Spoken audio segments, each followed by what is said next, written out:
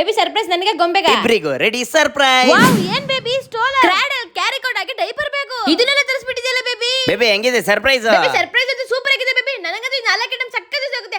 ಸರಿ ಎಷ್ಟು ಕೊಟ್ಟೆ? ಅದ 14,999. ಅಬ್ಬಾ ಅಷ್ಟೊಂದು ಆಯ್ತಾ? ಹಾಗಾದ್ರೆ 4 ಐಟಮ್ಗೂ ಸೇರಿ ಎಷ್ಟಾಯ್ತು? ಲೇ ಬೇಬಿ 4 ಐಟಮ್ಸ್ಗೂ ಸೇರಿನೇ 14,999.